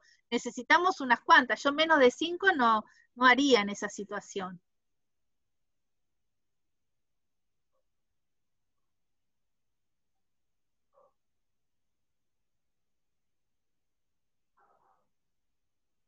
Ahí está el equipo que yo les digo que se llama Aqualab, que es un determinador de la actividad acuosa. No es un equipo que tengan muy fácilmente en las empresas, son empresas grandes nada más, porque es un equipo caro. Y lo que hace es determina la actividad acuosa con la presión de vapor de la muestra. Es eso lo que hace. En realidad determina la presión de vapor del agua y lo traduce a actividad acuosa. No sé, Unice y Bernarda, si quieren agregar algo.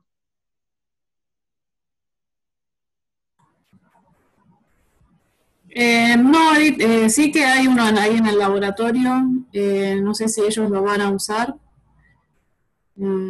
Sé que para las materias de la maestría hacen trabajos prácticos midiendo la actividad acuosa, pero bueno, la verdad que no sé si después... Pero bueno, son todos muy parecidos. Digamos. Esta metodología es bastante simple porque a cada tiempo saca la muestra, la pesa y mide la actividad acuosa. Acá lo que está haciendo es con el tiempo cero, o sea, la muestra recién sacada mide su actividad acuosa. La muestra control, le dicen ellos.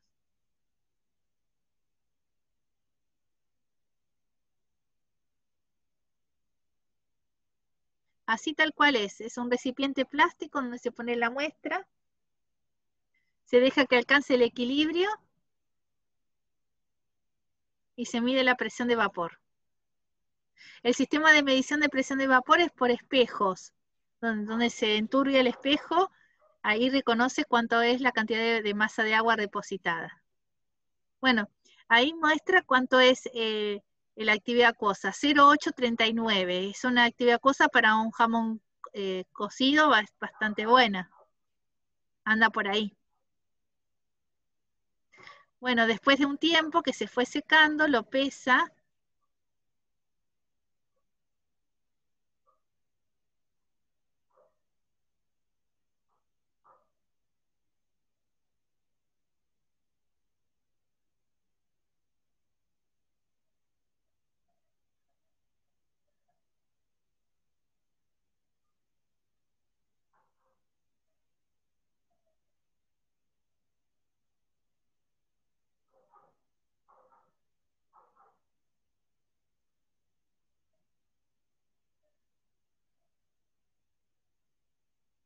Y bueno, y va así anotando para cada cosa.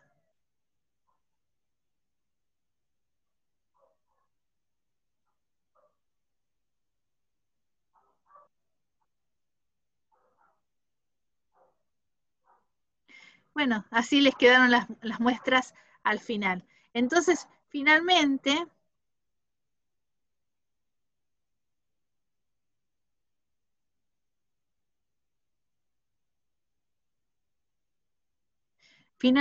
puede construir una curva como esta, porque puede saber cuántos gramos de agua se ha retirado por gramo de materia seca. Y aquí el AW lo saca con ese equipo. Y entonces se construye la isoterma de sorción. En el problema que sigue, que es el problema 9, tenemos que nosotros construir la isoterma de sorción. Y entonces esto se los dejo para su casa, para que ustedes lo hagan. Lo pueden hacer con un Excel perfectamente. Entonces, miren, esta isoterma de sorción no se trataba de jamón cocido, sino se trata de un alimento cualquiera, no dice cuál es, que se envasa en un envase plástico. Así que no puede ser una galletita. Y tenemos la isoterma de sorción sacada en una estufa a 15 grados, una estufa a 20 grados y una estufa a 30 grados. Por supuesto, la estufa que estaba ahí para secado tenía que ser una estufa que no fuese una temperatura demasiado alta, porque la isoterma de sorción, lo interesante es calcularla, es a la temperatura del ambiente. O sea, son temperaturas cercanas rondando la del ambiente, como máximo 40, 50 grados, pero más de eso no. No tiene sentido a temperaturas más altas. Entonces hace esa curva, analiza las actividades acuosas y los gramos de agua por gramos de materia seca. Y entonces con esto, ustedes necesitan hacer una isoterma de sorción como esta. ¿La hacen para el próximo viernes? ¿Se animan? Sí. Dale. Entonces le va a quedar algo así. Como es un producto muy húmedo, es la curva sigmoidea es muy tendiente hacia arriba. Yo les cuento porque no va a ser tan aplastadita como la que les había mostrado recién. ¿Sí? Bueno, así que esto necesito que ustedes lo preparen para el viernes. ¿Sí? Y el viernes terminamos esta guía, creo, con las cosas que nos faltan. Yo no le voy a subir la guía, la tengo que acomodar, porque yo puse todos los temas para terminarla hoy, pero yo por lo que veo, no quiero que tampoco, no tiene sentido teniendo 2 horas el viernes que nos apuremos y expliquemos todos tan rápido. Vamos a aprovechar el tiempo. Sí, mejor. Bueno, entonces, si a ustedes les parece, ahora les subimos la serie 5, yo acomodo 8, perdón, acomodo estos temas para que ustedes los tengan ya disponibles y me hacen esa curva que es el problema 8. No, El 9 creo que era. el 9. ¿Está bien? Si a ustedes les parece bien. Sí, Y perfecto. el viernes tengan a mano regla, lápiz, goma, porque vamos a trabajar un montón con curvas, así que tenganlo a mano. Bueno, Genial, profe. Bueno, así que si no tienen más preguntas, ahí dice las Eh, isotermas hay que trazarlas en el mismo gráfico. Sí, lo vamos a trazar en el mismo gráfico porque les va a encantar Consulta. hacer esto. Sí. Con respecto al tema de regla, lápiz, goma, ¿hace falta hoja milimetrada o con cuadriculada común vale? La que cuadriculada común o la que tengas, pero mejor Bueno. cuadriculada, simplifica bastante para gráfica. Profe, O sea, yo te desde el quería mismo hacer gráfico hacen. Sí, decime. una pregunta, pero nada, si nadie tiene algo de ejercicios o algo así, Yo porque es quería más que nada. preguntarlo de la guía pasada nomás, ¿sí? Ah, perfecto. también. De las presiones puras, Listo. Yo también. la duda que teníamos. Profe, puede ser que en el ejercicio era el 8, ¿no? Sí, Sí. es. En el 8, que dice de las presiones de vapor, sean las presiones de vapor puras, perdón, es de la guía anterior, no sé si la tenés. Sí, por la ahí. voy a buscar. La voy a buscar. A ver. Sí, tiene que ser pura, porque si no, no te daban ejercicio. Porque además son las mismas que habíamos usado en el 5. Sí. O sea, capaz por eso no lo especificaba, pero era para consultar. Para consultar. Voy a preguntar lo mismo también, así que.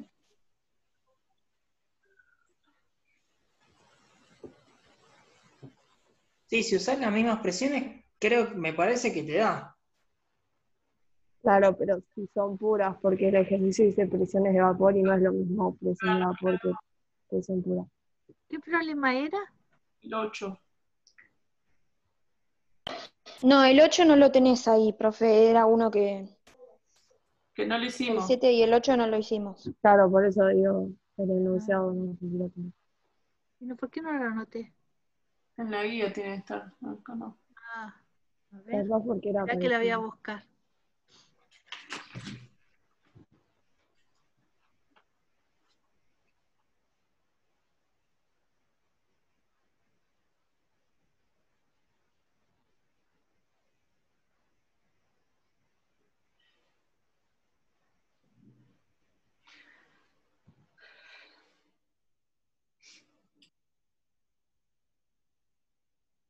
Sí, me parece que el enunciado te da a entender como que son puras, porque te dice el Ah, hexano es tal y el dice octano es tanto.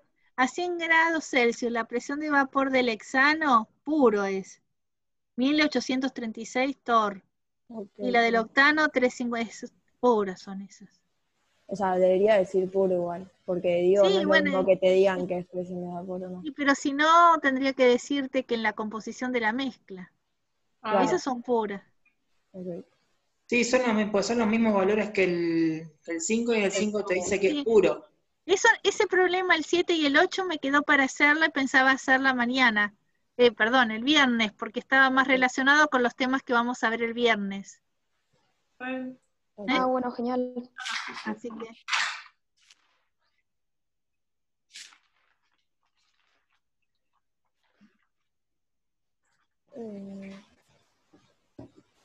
Entonces no sé si tenían alguna duda más, porque mañana, mañana, el viernes hacemos el tema de actividad acuosa, de las isotermas, y vamos a ver la ley de Raoult y la ley de Henry, pero de forma real.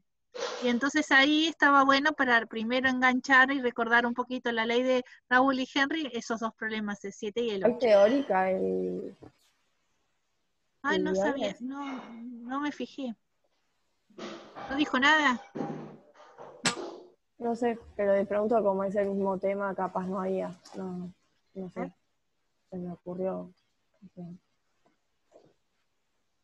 No, Fernando no dijo nada, pero teórica deberían tener igual. Ah, igual. O sea, los humos empezarán con otro tema en la teórica, pero... Ok. ¿Cuándo es el viernes? Sí, le corresponde a María Fernanda. Ok. Profe, ¿te puedo terminar de hacer la pregunta si ¿Ella nadie dijo más que ya tiene... terminó todo? No. No. Va, no sé, no. Yo no. Dio 3 diapositivas, o sea, 2 de la 7 y una de la 8. No sé, después le pregunto. Si no, cualquier cosa le mandamos por el campus. Ok. Bernarda o Eunice le podés mandar, por ahí ella está todavía acá en el grupo, todavía está en Zoom, me parece que ella no se fue. Le podemos preguntar, así los chicos ya saben si tienen... La estoy buscando, pero no la encuentro, ¿verdad? Si no, después, profe, Parece que no estaba. importa, lo mandan por el campus y está. Bueno, nosotros tenemos clases a las 6. Y si ella no terminó todo, no van a tener clase de 4 a 6. ¿Está bien? Sí, sí. Les avisamos por el campus. Quedamos así. ¿Había otra duda más? Sí, yo quería preguntar, bueno, si es de ejercicio, tranqui, pregunta vos. No, preguntá. No pasa nada. Bueno. Nada, que en el Centro de Estudiantes de Exactas estuvo, bueno, mejor dicho, el lunes pasado hubo un consejo Sí. directivo y se habló el tema de las materias que iban a tener que tomar, o sea, no sé si iban a tener que o si lo iban a decidir de tomar evaluaciones, digamos, que cuente la nota, por así decirlo, y quería saber si se sabía algo entre ustedes que iba a pasar con esta materia.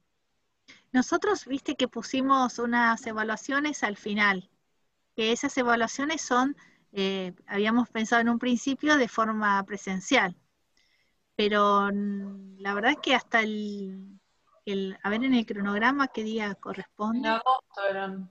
Sí, el 7 de agosto 7 y 14. y el 14 de agosto. Nosotros hasta ahora no sabemos si vamos a poder cumplir esa actividad como la teníamos planteada. Porque el 7 y el 14 de agosto no sabemos si va a haber clases de forma presencial en la universidad. Y es muy difícil, cada vez se hace más difícil esa situación. Yo le estaba dando clase a ustedes, chicos, realmente, yo no sé si ustedes escuchaban las ambulancias que pasan por acá por mi casa. Es impresionante, todas las noches. Sí, se escuchaba. Sí, pero es impresionante.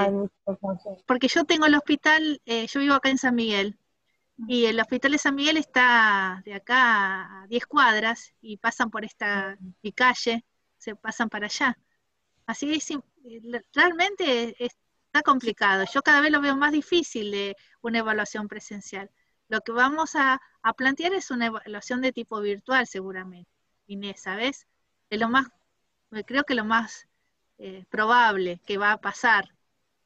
Todavía falta para agosto, pero por lo que se está planteando va a terminar así. Ah, perfecto, listo. O sea, la idea sería esperar hasta agosto y después... No, ya para ese entonces ya tendríamos que ya estar viendo que va a ser, yo Claro. creo que A para mí ya me chusmearon ya que cuando nos podría durar estemos hasta acercando. septiembre. Sí, mira, Ahora, septiembre. yo Perdón. ayer estuve en una videoconferencia con un decano el vicerrector de la Universidad de Valencia en España, que ellos empezaron con las clases virtuales, pero en el segundo cuatrimestre les tocó a ellos. Y ahora tiene que plantear el nuevo año, porque ellos comienzan ahora, después de las vacaciones de agosto, Sí, van al su revés nuevo que año nosotros. escolar, al revés que nosotros, ¿no?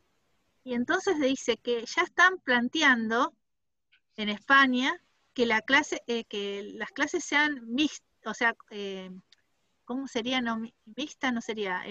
Claro, Las las dos teorías, cosas, virtual sí, y... sí, casi Lo toda mismo que están virtual, diciendo acá. claro, y muy poco presencial, en lo posible casi nada presencial. Y esos están en España, que ya, digamos que supuestamente tuvieron el mayor pico, no sé cuánta, 40.000 muertos, una cosa así impresionante, y ahora que ya les bajó están más normalizados supuestamente, tienen miedo de que haya otro brote. Así que piensan que hasta que no esté la vacuna disponible, esta situación se va a seguir. Y ellos están ya, con todo ese periodo horrible, ya lo pasaron, digamos. Así que yo creo que muy difícil que haya posibilidades que nos encontremos en agosto. Sí. No. Así que Edith, ahí contestó Fernanda que el viernes sí tienen teoría y siguen está. con soluciones no ideales. Ahí está. Gracias. Bueno, entonces vieron que tienen, así, pensaban que había terminado todo. Bueno, chicos, les mando un beso a todos. Chao, Unice, chao, Bernarda, chao, Creo que Anita, Rodrigo gracias tenía por... una pregunta. Sí, yo ya me quería Sí, ir. yo tenía una duda. Sí, digan, chicos. Con el ejercicio el del gráfico, el primero de todos que hicimos, Sí. cuando trazaste la diagonal, no me queda claro para qué lado corresponde cada solvente, cada sustancia.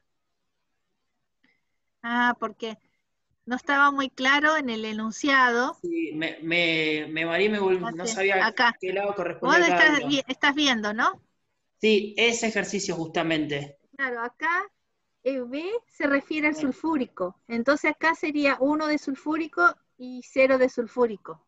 O sea que acá es Listo. agua pura y acá es puro sulfúrico. Listo, perfecto. Bueno, creo que acá estoy mirando el enunciado y no está aclarado que el B no corresponde queda. al sulfúrico, por eso. Lo deducí de que dice que es una disolución acuosa. Entonces supongo que el ácido sulfúrico es el B. Como siempre es soluto, es B. No lo vi, era un enunciado gigante. Y además no lo tenés, ese es otro de los problemas que nos olvidamos, me olvidé yo realmente de ponerlo en la plataforma. Otra cosa más me querían preguntar. ¿Quién más era? Inés, ¿eras vos? No, Inés ya preguntó recién. No, yo justo intervine para decir que Rodrigo tenía una pregunta, no fue nada más que eso, yo ya estoy resuelta, gracias, profe. Gracias por la de nada, intervención. chicos. De nada. Así. Bueno, espero que les haya gustado la clase y nos vemos el viernes.